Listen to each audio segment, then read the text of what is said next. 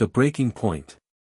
The crystalline dome of the Galactic Council chamber stretched impossibly high above General Mark Willis's head, its transparent panels revealing the dance of distant stars and the imposing silhouettes of alien vessels maintaining their vigil around the station. He sat motionless, his dark military uniform pristine, the subtle symbols of his rank catching the chamber's ethereal light. This wasn't his first time representing Earth in the Council, but something felt different today. The air crackled with tension, and the usual diplomatic pleasantries had given way to something darker. King Xerix of the Crimson Empire rose from his ornate throne, his towering frame casting a long shadow across the chamber floor. His armor, forged from metals unknown to Earth science, gleamed with an almost predatory sheen. Willis had read the intelligence reports about this being, a warlord who had claimed dominion over 24 worlds through a combination of military might and political manipulation. Today, those cold, calculating eyes were fixed squarely on humanity's representative. Esteemed council members, Xerix's voice boomed across the chamber, each word carefully weighted with centuries of assumed superiority. We gather here not merely to discuss trivial matters of trade or territory. No, we face a far more pressing concern, the unchecked expansion of a species that barely understands the technologies they've borrowed from their betters. Willis kept his expression neutral, though his jaw tightened imperceptibly. Around him, the chamber's occupants, a veritable menagerie of alien species representing the galaxy's most powerful civilizations, shifted in their seats. Some nodded in agreement with Xerix's words, while others maintained diplomatic neutrality. The humans, Xerix continued, his lip curling in disdain, have been permitted excessive latitude in their galactic ventures. They establish colonies on worlds they can barely reach, construct ships using principles they scarcely comprehend, and worst of all, they presume to speak as equals in this ancient assembly. A ripple of murmurs swept through the chamber. Willis noticed several of the younger species representatives exchanging uncomfortable glances. They too had once been newcomers to the galactic stage, and Xerix's words surely stirred uncomfortable memories. The Crimson King's next words cut through the whispers like a plasma blade. I propose we establish new restrictions on human expansion. Their species requires guidance. Protection from their own ambitions, if you will. His smile didn't reach his eyes. After all, we wouldn't want them to harm themselves with technologies beyond their comprehension. It was the patronizing tone that finally caused something to snap inside Willis. 20 years of military service, including the brutal first contact war with the Drachnid Collective, had taught him when to hold his tongue and when to bare his teeth. This moment demanded the latter. He rose slowly, deliberately, his movement drawing every eye in the chamber. The subtle whir of his cybernetic leg, a souvenir from humanity's desperate defense of Mars, seemed to echo in the sudden silence. King Xerix, Willis's voice carried clearly, without the need for artificial amplification. Your concern for humanity's welfare is touching. The slight pause before the last word drew a few knowing smirks from the more perceptive delegates. However, I feel compelled to correct several misconceptions in your statement. Xerix's expression darkened, but Willis continued before the king could interrupt. You speak of borrowed technology, yet I see no patents registered by the Crimson Empire for antimatter containment fields. Curious, given that Earth's Ishimura Labs developed that particular innovation. He allowed himself a small smile. Perhaps your memory of recent technological developments is as selective as your interpretation of galactic law. The chamber erupted in barely concealed whispers. The Crimson Empire's claims to technological superiority were legendary, but so too were the rumors of their liberal adaptation of other species' innovations. You dare, Xerix began, but Willis pressed on, his voice gaining strength. Furthermore, your concern about our expansion seems misplaced, given that human colonies have maintained the highest safety ratings in the sector for the past 5 years. Unlike. He paused meaningfully, certain other territories where environmental protocols appear to be more flexible. The atmosphere in the chamber had shifted now. Several delegates who had been nodding along with Xerxes were suddenly finding the chamber's architectural features fascinating. Willis knew he was taking a risk, but decades of watching humanity being patronized and underestimated had created a powder keg. Xerxes had simply provided the spark. But let's address the real issue, Willis continued, taking a step forward. Your proposal isn't about safety or technology. It's about control. About maintaining a hierarchy that's becoming increasingly obsolete in a galaxy where innovation and adaptation matter more than historical precedent. He gestured to the chamber around them. Look at this council chamber. Built by the architects, a species that vanished eons ago. They didn't disappear because a younger race challenged them, but because they couldn't adapt to change. They clung to their perceived superiority until it became their prison. Xerxes' face had turned a deeper shade of crimson, matching his armor. You compare us to the architects. Your arrogance exceeds even my expectations, General Willis. Perhaps we should remind humanity of its place in the galactic order. The threat hung in the air like a drawn weapon. Willis felt the weight of the moment, knowing his next words could either pull them back from the brink or push them over it. But as he looked at Xerxes' smugly superior expression, he made his choice. Our place. Willis's voice dropped to a near whisper, yet somehow carried to every corner of the chamber. Our place is wherever we choose to make it, Your Majesty. Humanity didn't crawl out of its cradle asking for permission from self-proclaimed galactic overlords. We fought for every inch of space we occupy, bled for every world we've colonized. He reached into his uniform pocket and withdrew a small holographic projector. With a flick of his wrist, it activated, displaying a rotating image of Earth. This is our homeworld, as your intelligence services undoubtedly know. What they might not have told you is that we nearly destroyed it. Twice. Not from technological incompetence, but from the same arrogance you're displaying now.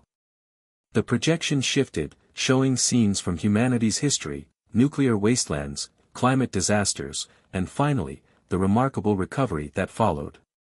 We learned from our mistakes. Evolved. Adapted. And when we reached for the stars, we carried those hard-learned lessons with us. Willis deactivated the projector, his eyes locked with Xerxes. So no, Your Majesty, we don't need your guidance.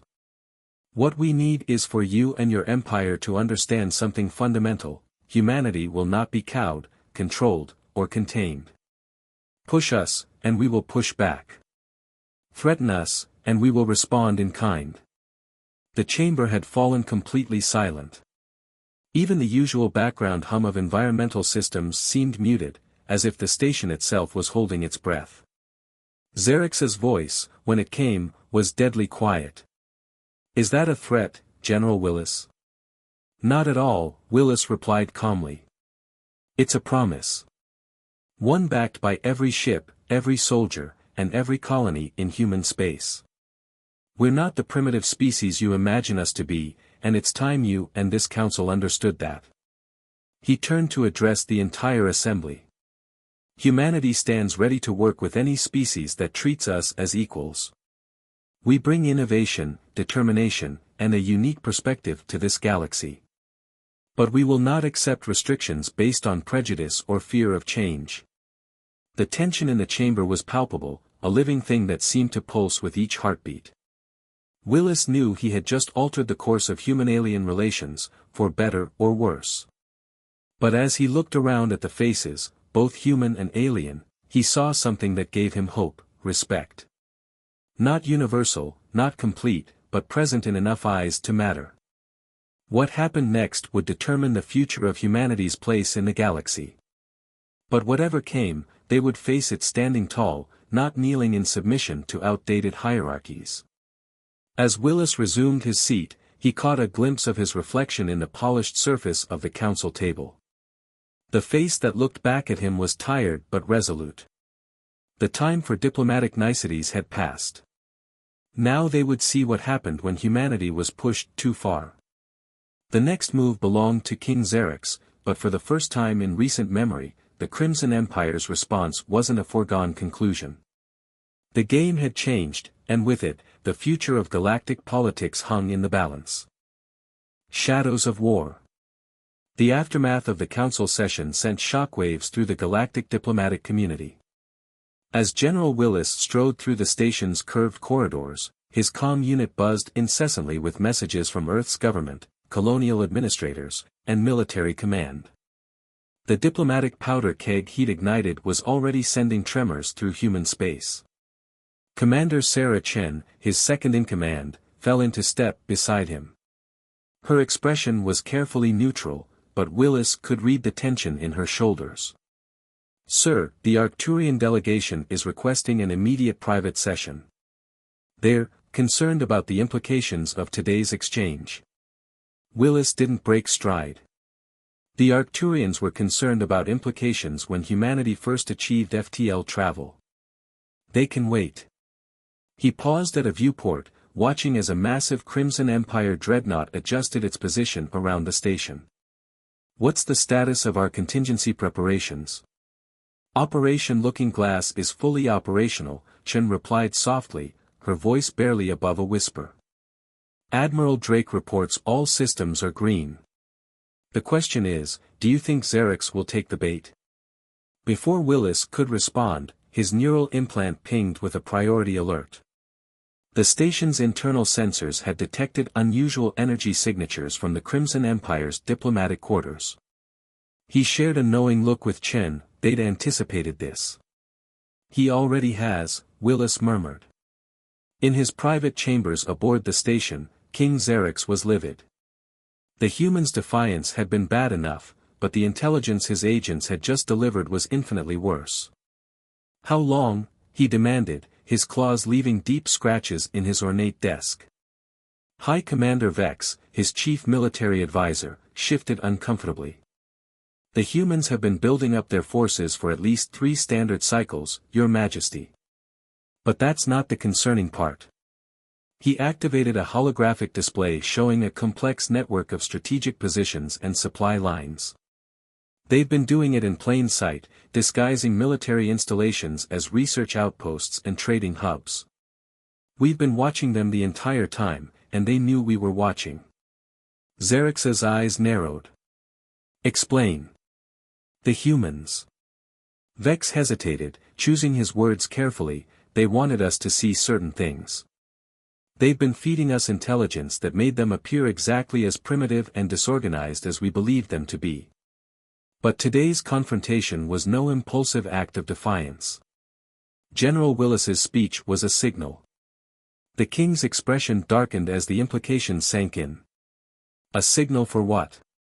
"Our deep space sensors just detected massive energy signatures activating throughout human space. Whatever they've been building, it's far more extensive than our intelligence suggested." Vex pulled up another hologram, this one showing a series of strategic maps. "They've positioned themselves to defend not just their current territories, but to potentially expand into several key sectors, including 3 that Your Majesty had marked for future acquisition." Xerix rose from his seat, his massive frame casting a shadow across the holographic displays. "They dare to challenge the Crimson Empire's manifest destiny." His voice was quiet, dangerous. "Perhaps it's time we showed them the price of such audacity." "Your Majesty," Vex cautioned, "preliminary analysis suggests their military capabilities may be significantly beyond our previous estimates." "Are you suggesting the Crimson Empire should cower before these upstart primitives?" Xerix's tone made Vex take an involuntary step back. "No, Your Majesty. But perhaps a more measured response might be prudent. At least until we can better assess their true capabilities." Meanwhile, in a secure conference room deep within the station, Willis was conducting a very different kind of meeting. Holographic representations of Earth's highest military and political leaders filled the room, their expressions ranging from concern to carefully concealed satisfaction. "The Crimson Empire's response will be aggressive," Admiral Elena Drake's hologram stated flatly. "Their cultural framework won't allow them to accept such a direct challenge to their perceived superiority. The question is, how far are they willing to go?" "All the way," Willis replied, his voice grim. That's why we needed this confrontation now, not 3 years from now when their new dreadnought fleet would be operational. He gestured to a tactical display showing the current disposition of forces throughout the sector. Operation Looking Glass isn't just about revealing our true military capability, it's about forcing their hand before they're ready. President Carmen Rodriguez's hologram leaned forward. And you're certain about the intelligence regarding their shipbuilding program? Absolutely, Commander Chen interjected, pulling up detailed schematics. Their new Worldbreaker-class dreadnoughts would have given them an insurmountable advantage. But they're only 30% complete. If we'd waited, they would have used them to enforce their protection of humanity, Willis finished. Instead, they're now faced with a choice: back down publicly, destroying their reputation as the galaxy's predominant military power, or engage us with their current fleet strength. Which is still considerable, Drake reminded them. The Crimson Empire didn't conquer 24 worlds with smoke and mirrors. No, Willis agreed, but they did it by carefully choosing their battles and maintaining an aura of invincibility. Today, we cracked that aura. Now we'll see what's behind it. As if on cue, the station's general alert system activated. Red warning lights pulsed through the corridors as an automated voice announced, "Alert, unauthorized weapons activation detected. All diplomatic personnel please return to your designated safe zones." Willis shared a knowing look with Chen. Right on schedule, he murmured. Xerix never could resist a show of force. Throughout the station, chaos erupted as delegates and their staff rushed to secure areas. But amid the panic, certain individuals moved with purposeful calm. Humans and their allies had been preparing for this moment, positioning themselves strategically throughout the station. In his chambers, Xerix watched with satisfaction as his elite guard activated their battle suits, the crimson armor humming with barely contained energy. "Send a message to all Crimson Empire vessels," he commanded. "Battle stations. It's time to remind the galaxy why we've ruled unopposed for so long." But as his guards moved to comply, something unexpected happened. The chamber's lighting flickered, then stabilized at half power. The holographic displays winked out one by one, and the low hum of the station's background systems took on an unusual rhythm. High Commander Vex's eyes widened in sudden understanding. "Your Majesty, the station's systems, they're not responding to our override codes." In the secure conference room, Willis allowed himself a small smile as Chen reported, "Operation Looking Glass, Phase 2 initiated. Station control protocols are now running on our secure backup systems." "And our guest?" Willis asked. "The Crimson Empire's delegation is exactly where we need them to be," Chen confirmed. "Their unauthorized weapons activation played right into our hands. According to station security protocols, they're now legally confined to their quarters pending investigation." Willis nodded, his expression grave. "Send the signal to Admiral Drake. It's time to show the galaxy what humanity has been building in the shadows of their arrogance." Throughout human space, hidden installations began to power up. Ships emerged from carefully concealed docks, their designs unlike anything the galaxy had seen before. And in high orbit around Earth, humanity's greatest technological achievement prepared to make its debut. The game board was set, the pieces in motion. But as Willis prepared for the next phase of humanity's emergence onto the galactic stage, he couldn't help but wonder, in challenging the established order so directly, had they calculated correctly, or had they just initiated a conflict that would reshape the galaxy in ways none of them could predict? The answer would come soon enough. For now, all he could do was trust in the years of preparation, in the countless individuals who had worked in secret to bring them to this moment, and in humanity's remarkable ability to exceed expectations when pushed to their limits. As the station's systems continued their carefully orchestrated dance under human control, Willis received one final report from Earth.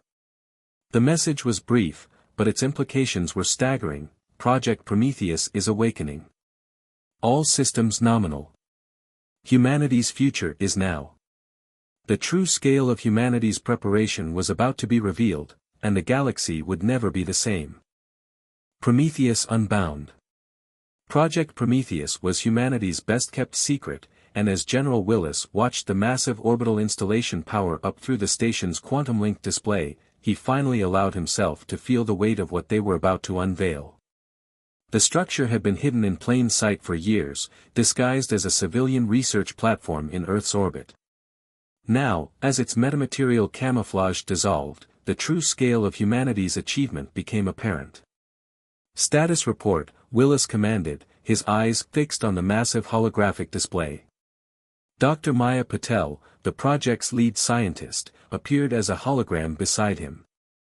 Her usual composed demeanor was charged with barely contained excitement. The quantum core is stable, General. All systems are performing beyond expected parameters. We're ready to demonstrate humanity's first functional reality manipulation engine. Around the Council station, Crimson Empire ships had taken up attack positions, their weapon systems hot. They expected to face a handful of outdated human vessels. What they got instead was something entirely different. The space around Earth rippled like heat waves over desert sand. At first, it appeared as if reality itself was tearing, which, in a way, it was. Project Prometheus wasn't just a weapons platform. It was humanity's answer to faster-than-light travel limitations, a way to bend the rules of physics themselves. Commander Chen's voice was steady as she reported, "Sir, the Crimson Fleet is detecting our power signature." "They're confused." "I imagine they are," Willis replied with grim satisfaction. "Especially since their sensors are telling them we're violating at least 3 fundamental laws of physics. Dr. Patel, you may proceed with the demonstration." In his confined quarters aboard the station, King Xerix watched in growing alarm as his fleet sensors reported impossible readings. "What trickery is this?" he demanded, his composed facade cracking. "No primitive species could have developed such technology without our knowledge." High Commander Vex's voice was strained. "Your Majesty, we're detecting quantum fluctuations on a scale that shouldn't be possible. The humans, they've somehow managed to create controlled reality distortions." Before Xerix could respond, space itself seemed to fold. Where there had been empty void between his ships, there were now dozens of human vessels that hadn't been there a moment before, that couldn't have reached this position without being detected. But these weren't the crude ships his intelligence had reported. These were something new, something that shouldn't exist. Admiral Elena Drake stood on the bridge of the HSS Aegis, humanity's first quantum-enhanced battleship. The vessel hummed with power that would have been theoretical just a few years ago. "All ships report ready," she announced through the quantum-linked communication network. "Reality anchors are stable. We can begin Phase 3. Willis nodded, his expression grim but determined. "Remember, this isn't about destroying the Crimson Empire's fleet. This is about showing everyone, that the era of human submission is over." He paused, then added, "Commence Operation Paradigm Shift." The human fleet moved with impossible precision, their ships sliding through space in ways that defied conventional physics. Project Prometheus had given them more than just advanced weapons, it had given them control over localized spacetime itself. Where Crimson Empire ships fired, human vessels simply weren't there anymore, having shifted through quantum-manipulated space to new positions. In the council chamber, delegates from other species watched in stunned silence as the tactical displays showed something unprecedented, the mighty Crimson Fleet, pride of the galaxy's strongest military power, unable to land a single hit on their supposedly primitive opponents. The Arcturian representative, Zinare, leaned toward Willis. "You've been planning this for years," they said. "It wasn't a question." "Since the day we first encountered alien life," Willis confirmed. "We knew we'd eventually face this moment, when some power would try to put humanity in its place. We chose to decide for ourselves where that place would be." Suddenly, alarms blared throughout the station. The Crimson Empire's flagship, the Eternal Dominion, was powering up its main weapon array, a clear violation of Council station protocols. "Your Majesty," Vex protested. Firing capital weapons this close to the station would be seen as an act of war not just against humanity, but against the Council itself. Xerxes' eyes blazed with fury. They mock us with impossible technology, humiliate us before the galaxy, and you worry about protocol? His clawed hand slammed down on the command console. Fire everything. Show these upstart primitives the true might of the Crimson Empire. The Eternal Dominion's weapon ports blazed to life, preparing to unleash enough firepower to vaporize a small moon. But in that same instant, Project Prometheus revealed its final secret. The quantum distortions around Earth intensified, and suddenly every human ship seemed to exist in multiple places simultaneously. The fabric of spacetime rippled and folded, creating a complex geometric pattern that the Crimson Empire's targeting systems couldn't comprehend. Reality matrix stable, Dr. Patel reported, her voice tense with concentration. Quantum multiplication field holding at 98% efficiency. Admiral Drake's voice came through clear and confident, all ships, execute pattern Omega. Show them what humanity can really do. What followed was less a battle than a dance.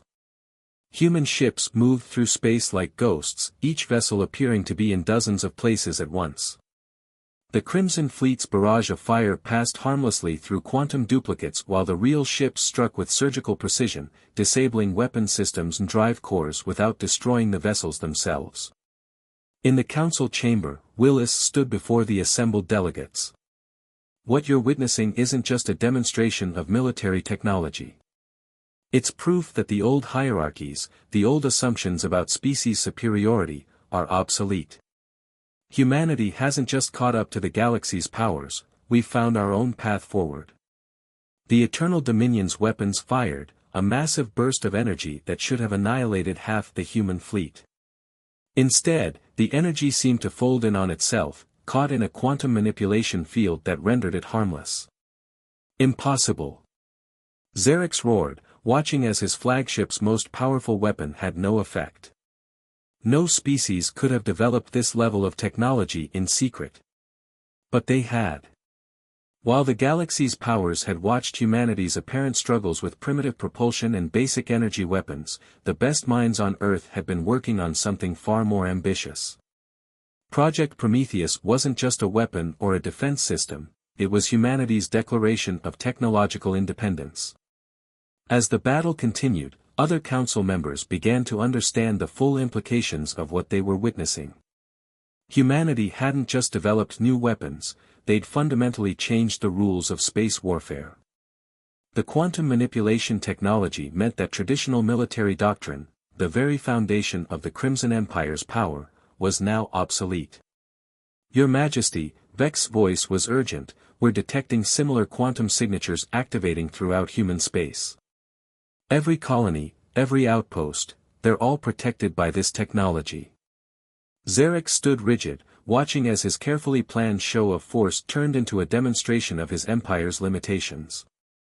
The humans hadn't just prepared for this confrontation, they'd orchestrated it, choosing the perfect moment to reveal their true capabilities. In the secure conference room, President Rodriguez's hologram addressed the military command. The quantum net is fully operational. All human territories are now protected by reality manipulation fields. The Crimson Empire's choice is simple, adapt to the new reality, or become obsolete. Willis watched as the realization spread through the council chamber. The galaxy's balance of power hadn't just shifted, it had been fundamentally transformed. But as he observed the mix of fear, respect, and calculation in the delegates' eyes, he knew this was just the beginning. Humanity had revealed its hand, but the game was far from over. The question now was, how would the galaxy's powers respond to this new paradigm? And more importantly, what would they do with the knowledge that humans have been capable of such deception and advancement right under their noses?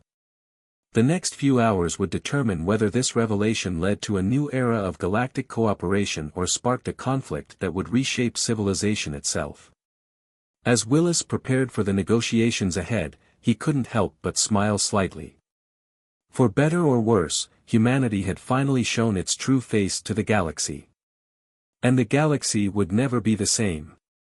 Empire's Gambit. In the hours following the revelation of Project Prometheus, the galactic political landscape shifted like sand in a storm. General Willis stood in the Council Station's primary strategic command center, watching as reports flooded in from across known space. The Quantum Communications Network, another impossible human achievement, brought real-time updates from every corner of the galaxy. "Sir," Commander Chen reported, her fingers dancing across holographic displays, "we're tracking massive fleet movements throughout Crimson Empire space. They're abandoning their forward positions, consolidating around their core worlds." Willis nodded grimly. "They're adapting faster than expected. Xerix may be arrogant, but he's not stupid." He turned to the massive strategic display, where hundreds of ships were represented by glowing points of light. "What's the status of the neutral powers?" "The Arcturian Confederation has formally requested an emergency session with Earth's diplomatic corps. The Vega Collective and the Rigelian Technocracy are both signaling their willingness to recognize humanity's new status." Chen paused, her expression troubled. "But the Drachnid Collective is mobilizing their fleet." "Of course they are," Willis muttered. The Drachnids, humanity's first alien adversaries, had maintained an uneasy peace since the First Contact War. Now they were seeing an opportunity in the chaos. In his quarters, now effectively a luxurious prison, King Xerix paced like a caged predator. His intelligence chiefs had finally pieced together how thoroughly they'd been deceived, and the picture it painted was infuriating. "The quantum research facilities we dismissed as primitive attempts at FTL experimentation," High Commander Vex reported, his voice heavy with realization, "they weren't failing. They were succeeding in ways we couldn't comprehend. Every leaked document, every intercepted transmission, it was all part of their deception." "How many?" Xerix demanded. "How many of our own technological achievements were actually stolen from these humans and disguised as our own developments?" Vex's silence was answer enough. The Crimson Empire's reputation for technological superiority had been built, in part, on innovations they'd claimed from other species. Now they faced the possibility that some of their proudest achievements had been carefully planted by human intelligence operations. But Xerix wasn't finished. Even as his empire's position weakened, a desperate plan was forming. "Contact the Drachnid Collective," he ordered. "Tell them we're prepared to offer them everything they lost in the First Contact War, and more." Meanwhile, aboard the HSS Aegis, Admiral Drake was overseeing the deployment of humanity's quantum defense grid. The network of reality manipulation satellites would make traditional military operations in human space nearly impossible. But as she studied the tactical displays, something caught her attention. "General," she called through the quantum link, "we're detecting unusual energy signatures from the Crimson Empire's core worlds. They're accessing technology we've never seen before." Willis felt a chill run down his spine. They had a contingency. Something they kept hidden even from their own allies. He turned to Dr. Patel's hologram. "Doctor, analysis." The scientist's fingers flew across her instruments. "The energy signature, it's similar to our quantum manipulation field, but the underlying principles are completely different. If I had to guess, they're trying to counter our technology with something equally revolutionary." In the council chamber, the political dance continued. Representatives from dozens of species argued, negotiated, and maneuvered for position in the new galactic order. But everything changed when the Drachnid ambassador took the floor. "In light of recent events, the massive reptilian being announced, the Drachnid Collective has concluded that the current balance of power is untenable. We are hereby announcing a formal military alliance with the Crimson Empire." The chamber erupted in chaos. The Drachnids and the Crimson Empire had been rivals for centuries. Their sudden alliance could mean only one thing: they were both terrified of humanity's quantum technology. Willis was about to respond and every quantum sensor in human space suddenly screamed in alarm. From the direction of Crimson Empire territory, a wave of something was approaching. Space itself seemed to be unraveling in its wake. "By all that's holy," Dr. Patel whispered, her face pale as she studied the readings. "They're using inverse quantum mechanics. They're not just trying to counter our reality manipulation, they're trying to tear apart the fabric of spacetime itself." Admiral Drake's voice was tense.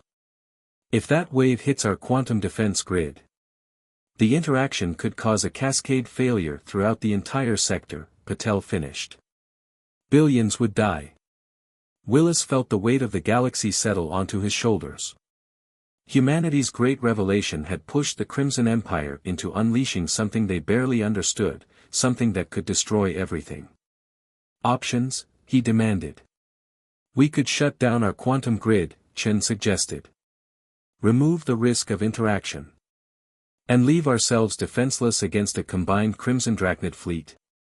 Drake countered. "They'd annihilate our outer colonies before we could blink." Willis studied the tactical display, watching as the wave of spatial distortion approached human space. They had minutes, perhaps hours, to make a decision that would affect the fate of not just humanity, but countless species.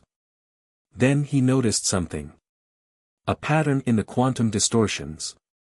"Dr. Patel, could we use Project Prometheus to not just manipulate reality, but to stabilize it?" The scientist's eyes widened as she followed his thinking. "You want to create a quantum dampening field?" "It's theoretically possible, but we'd need an enormous amount of power. We'd have to divert energy from every human installation in range." "Do it," Willis ordered. "And get me a channel to King Xerxes. He needs to understand exactly what his weapon risks unleashing." As the preparations began, Willis turned to the assembled council. "What you're about to witness isn't just about humanity's power. It's about responsibility. About understanding that technological advancement without wisdom is just another path to destruction." Throughout human space, power stations diverted their energy to project Prometheus. The massive installation began to pulse with unprecedented levels of quantum energy. But even as they prepared their desperate countermeasure, new complications arose. "Sir," Chen reported urgently, "we're detecting Drachnid vessels approaching from multiple vectors. They're using the spatial distortion as cover for a major offensive." Willis clenched his fists. They were caught between three threats: the approaching wave of spatial destruction, a massive enemy fleet, and the potential collapse of reality itself. Whatever choice they made in the next few minutes would determine not just the outcome of this conflict, but the future of the galaxy itself. And somewhere in the darkness of space, ancient monitoring systems stirred to life, awakened by the unprecedented manipulation of quantum forces. The galaxy's oldest powers had left watchdogs to guard against precisely this kind of escalation, and now those guardians were preparing to intervene. The true test of humanity's place in the galaxy was about to begin, and not even their quantum technology could predict what would happen next. Legacy of the Stars. The galaxy held its breath as three unprecedented events converged. The Crimson Empire's reality-shredding wave approached human space, the Drachnid fleet emerged from quantum shadows, and deep within the galactic core, ancient machinery awakened from eons of dormancy. General Mark Willis stood at the center of it all, watching as the quantum displays showed the approaching doom from all directions. Project Prometheus power synchronization at 97%, Dr. Patel reported, her voice steady despite the strain. "The quantum dampening field is forming, but we're detecting unusual interference patterns." Before Willis could respond, every screen in the council station flickered simultaneously. The quantum communication network, humanity's pride and triumph, wavered like a mirage in the desert. Then, something impossible happened. A new presence entered the quantum network, its signal unlike anything human or alien technology had ever produced. "By the void," Commander Chen whispered, "these signatures, they're identical to the patterns we found in the architect ruins on Mars." The ancient race that had built the council station, the mysterious architects who had vanished eons ago, had left more than just ruins. They had left guardians, quantum-based artificial intelligences programmed to prevent exactly the kind of reality-threatening catastrophe that now loomed. Throughout the station, holographic figures materialized, beings of pure light and geometric precision. Their voices spoke in all languages simultaneously, resonating not just through the air but through the quantum field itself. The parameters for intervention have been met, they announced. Critical threshold of quantum manipulation detected. Initiating containment protocols. King Xerix, watching from his quarters, felt his imperial authority crumbling. No, he snarled, I will not be denied by ghosts of a dead race. He slammed his hand on the communication panel.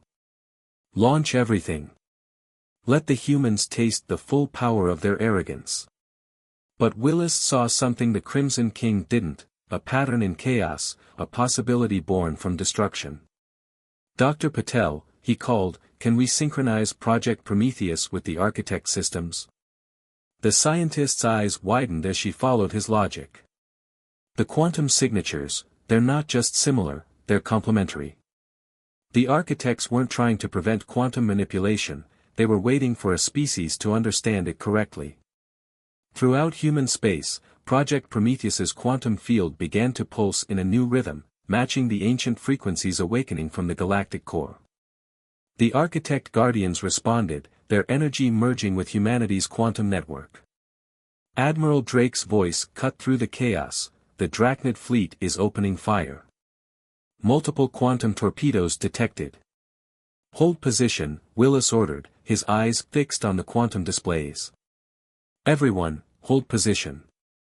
The reality-shredding wave from the Crimson Empire met the combined quantum fields of humanity and the architects. For a moment, space itself seemed to freeze, caught between opposing forces of unimaginable power. Then, something remarkable happened. Instead of destroying each other, the fields began to harmonize.